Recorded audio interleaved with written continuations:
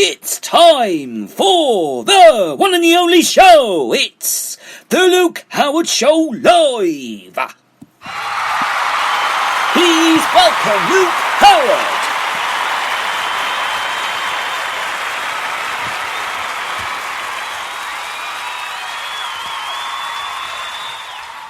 Merci, thank you.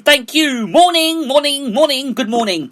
It is Thursday, the 13th of August. Lovely to have your company today. Yes, it is the 13th of August. No, it's not my birthday. We've got a great show lined up today. We're going to be talking about the weather, because the weather's not great. Have you heard the thunderstorms this morning? I did. Our dog's been freaking out all morning, so we've been sorting our dogs out and looking after them so far today. So it's been a bit hectic for us today so far. So if you've got pets and they're not struggling in this rainy weather, then what you do is you look after. What you do is you just leave them inside the house and don't let them go anywhere near the doors or anything. So what we did was we've just been letting our dog rest, and she's been coming up and down the stairs. If your dog's been coming up and down the stairs, just try and get it to come back downstairs. Our dogs aren't really allowed upstairs. But yeah. So anyway, hope you're all well, and the weather is. It's not great up here, okay? It hasn't been great, but we need it. We do need it. We can't complain about the weather today because we do need it. It's been hot all week, and all we need is some tropical rain to come right down underneath us. And it has done. It has done. So, yes, if it is raining where you are, lucky you, because it has been raining here. So it's been thunder and lightning. It looks like the thunder has slightly stopped right now, but it could come back later on today. So be aware, because they are saying it is going to thunder a lot today. Then it will stop, and then it will come back. So yes, that's only though. That's only if it's going to come back. It will come back. I know it will come back, because that is a story that we are going to cover on the show today, and we are going to cover that story on the show about the weather, because apparently in some parts of the countries there's going to be some floods. So from really hot weather till today, there is now going to be some floods in some parts of the country. And that is what we are going to cover on the show today, which will be a little later on in a moment. Actually, no, in a moment we're going to do that. But I must say, you can contact Britain's Best Radio Show today, because I am getting ahead of myself, as usual, because I always get ahead of myself on this show, as always. So, 07593 847 105 is the number to text. If you are texting, do start with the word talk and your name, because, of course, I need to know who you are, where you're from, and how you're listening today, what you're doing. Do let me know that way, or call that number, and I'll get back to you. Or, Instagram is another good way of getting in touch with the show. It's the Luke Howard fan page, or you can find me on hashtags, hashtag Luke Howard, or there's hashtag Luke Howard Show, or hashtag Listen to the Luke Howard Show. And emails, you can find us on emails, two emails, but one of my emails aren't working at this very moment. So there's GaryJHoward68@hotmail.com, or there's 345457 at student.hrc.ac.uk. That is the one that's not working, because I'm having a bit of trouble with that at the moment. So if you would like to get in touch with me via email, the best way to be is GaryJHoward68@hotmail.com. Do get in touch, and I will give you a good old mention on Britain's Best Radio Show. I'd love to hear from you, and yeah, I'd just love to hear from you, and it'd be great to have a mention on the show, like Corey Webb did the other day. Corey Webb, a good friend of mine from college, he got in touch with the show the other day to say what a good show it was. So you can do that as well. Only if you'd like to. You can if you want to, but you don't have to. But you can if you want to get in touch with the show, because it'd be lovely to hear from any of you. Now, TV programmes. Now, Joanna Lumley's, there was Joanna Lumley at Unseen Moments. I haven't actually seen that yet, but, or you can also leave a message below, by the way, and I will get back to you via there. Yeah, I haven't actually seen Joanna Lumley this week. Apparently, it's been really, really good. So do watch it, because it's been really good programme. So, yeah. Right, so let's get cracking with what's in the news today then. What's been cracking the headlines in the news today, we always start off with, because today, of course, it's got to be the floods. That is what's been kicking in the news today, I would say, because 1 minute we've had a heat wave, temperatures scorching, and now we've got this, thunderstorms. We need thunderstorms. I've got a picture right in front of me now of some place that's been flooded, literally just flooded everywhere. So warnings of thunderstorms are in place across our country, after some areas have seen the longest streak of high temperature since the 60s. I know we haven't had weather like that since the 60s, but today has been scorching, very, very scorching. But yellow storm warnings have been issued for much of our country, Wales and parts of Northern Ireland and southwest Scotland. Now, there is a small chance of flooding, travel disruption, power cuts. I mean, it's really weird because we haven't had a power cut here today. We haven't had no power cut here at all. So it comes after torrential rain and lightning. Torrential rain and has lashed in parts of Scotland. The yellow warning has appealed for Wales and the majority of England until Monday night, which is this coming Monday, which is about 5 days ahead. So be prepared, people, because we've got 5 days of rain on its way. So yeah, rain. We need it, people. We need it. The Met Office has also warned of potential damage to buildings from lightning strikes or strong winds. Now, forecaster Greg Dorhurst said the high temperature was triggering the thunderstorms and could cause flooding. Now, it also rains in falling on places that have been quite hot and dry, and the ground is quite hard. It is quite hard. The rain doesn't have anywhere to go. So, and from that, you can see flash flooding, and that's what he said. Now, thunderstorms are expected to clear overnight, while temperatures could remain above 20 Celsius, and that's 68 Fahrenheit. And it's still going to be warm, though, and humid, but that could then trigger some thunderstorms across parts of England and Wales, because Wales have got it bad as well. Oh my God, look at this car park. There's a picture of a car park. It's full of cars and it's all flooded. But generally the rest of the week is going to remain unsettled with showers. Some of them are thundery and heavy, but there will still be some warm sunny spells at times too. But it's not often that we get temperatures this high over several days, and that is triggering thunderstorms across parts of England and Wales. On Wednesday, 3 people died after a passenger train was derailed. This is near Stonehaven in Aberdeenshire. It is thought the train has hit a landslide and after heavy rain and thunderstorms. The major incident was also declared in Fife. The Scottish Fire and Rescue Service said that it received more than 1,000 emergency calls on Tuesday night. This was due to severe weather. The Environment Agency said that 10 properties in Lancashire were also affected by flooding following storms. It has issued though flood alerts for certain areas in England and Scotland, which are separate from the weather that warnings that are issued by the Met Office. The warnings and alerts have followed scorching temperatures in the UK, and it has been scorching over these last couple of days. Now, St James's Park in London saw a high of 34 degrees, 34.6 Celsius.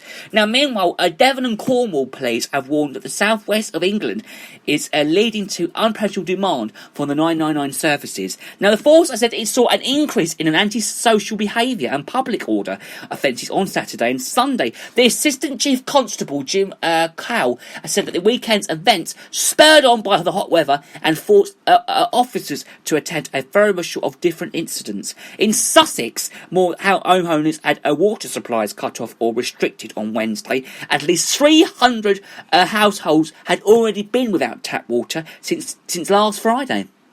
Steve Andrews, head of this is the central operations in the South East Water, said that more than 150 million litres of extra water were being pumped into wet work as the UK heatwave continues. Well, of course, it is going to continue, and we are going to have this throughout of August and even into the beginning of September. I mean, I'm sure that is what is going to happen. It is. Now, the main other story that's been kicking today is the grades for level students. We are going to talk about that right now because heads have warned on unfair grades. I didn't actually even know that they were doing the GCSEs this year. I thought they cancelled them all due to coronavirus. But they are still going to pick up their results. Okay, well, let's talk about that now then, because head teachers are warning of virtual in this year's A-levels. It's a bit early for the A-levels because usually towards the end of August, sort of 23rd, 24th-ish. Why are they doing them this early? It's quite early to do them at the moment, you know. Very early to do these grades at the moment. It's quite early. Very early. They usually do them towards the end of August. But head teachers are warning of variation of the year's A-level results, and that some lowered grades have seemed to be unfair and unfathomable. In England, 36% of entires had a lower grade than teachers predicted, and 3% were down 2 grades in results for exams that were cancelled by the pandemic. But the overall results across England, Northern Ireland and Wales show higher A and A grades this year. Now, the controversial has surrounded how results have now been decided. There was deep frustration in schools about the confusion caused by late changes to the results of the system, including the use of mock grades, and said that Jeff Barton, leader of the ASCL Head Teachers Union. Now, while there has been an overall increase in top grades, they are very concerned that this degree is to discuss that great deal of variation among the results at school and student levels. Now, they have received a heartbreaking feedback from school leaders about grades being pulled down in a way that they feel to be the utterly unfair and false errable, and they are extremely concerned about the detrimental impact on their students. Now, the A-level results, okay, I don't really know a lot about A-level results, but I am going to say what it is. 9% of entries were at an A, up from 7.8% in 2019. 27.9% were A and A up from 25.5% in 2019. 78.4% of entires were A/C, up from 75.8% in 2019. Physiology, whatever that word says, now the second most popular subject after maths, and girls, operation boys expert in A's. In England, the moderation means that 36% of our results have been lowered by 1 grade.